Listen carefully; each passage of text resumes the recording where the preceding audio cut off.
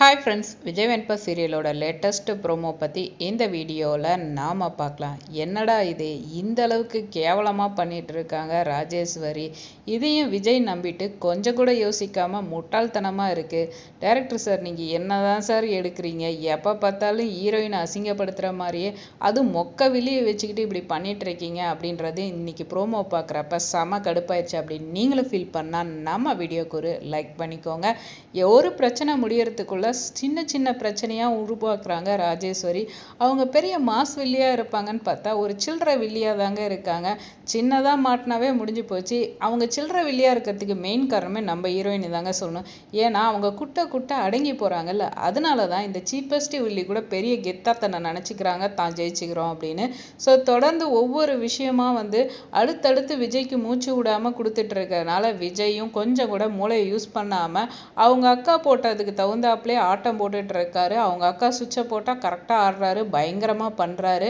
அவங்க அக்கா பிளானுக்கு கரெக்டாக வேலை நடக்குது அது விஜயால அப்படின்னு தாங்க சொல்லணும். ஸோ என்ன விஷயம் அப்படின்னு பார்த்தோம்னா, நம்ம ஹீரோயினுக்கு ஹாஸ்பிட்டல்லேருந்து ஃபோன் வந்திருக்குன்றாங்க. எதுக்குன்ட்டு இவங்களும் போகிறாங்க.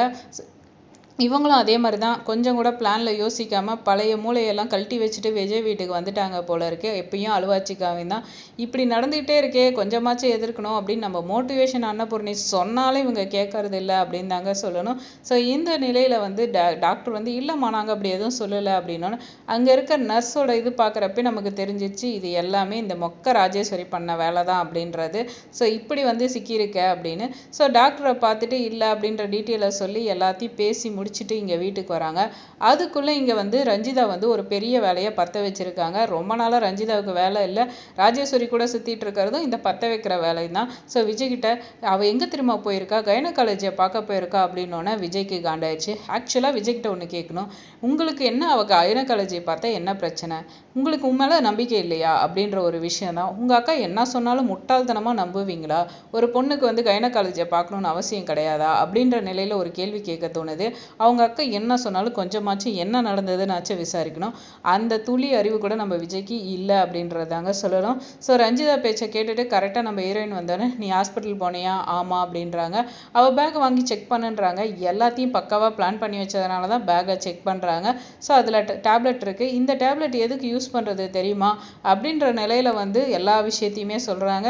கண்டிப்பாக இந்த டேப்லெட்டை வச்சு விஜய் எப்படியாவது மயக்கிறதுக்காக இருக்கும். ஸோ விஜய் உடனே காண்டாயி நம்ம பார்க்கறதுக்கே எனக்கு பிடிக்கல, நீ பண்ணுற வேலையெல்லாம் எனக்கு சுத்தமாக பிடிக்கல, நானே உன்னை வீட்டை விட்டு வெளியே கழுத்தை பிடிச்சி தரத்துக்குள்ளே நீயே இந்த வீட்டை விட்டு போயிரு, அதுதான் உனக்கு கரெக்டாக இருக்கும் அப்படின்னு சொல்லிட்டு விஜய் கடுப்பாக சொல்கிறாரு. ஸோ உடனே இதுக்கு மேலே இந்த இடத்துல இருக்கக்கூடாது, நாங்கள் இதை தாங்க முன்னாடி சொன்னோம். உடனே நம்ம ஹீரோயினும் கிளம்பி வந்துடுறாங்க. போதுங்க, எல்லா வகையிலும் அசிங்கப்பட்டாச்சு, இனி விஜயாச்சு இதாச்சு வெண்பா பாப்பா நினச்சி கஷ்டப்படுவீங்க.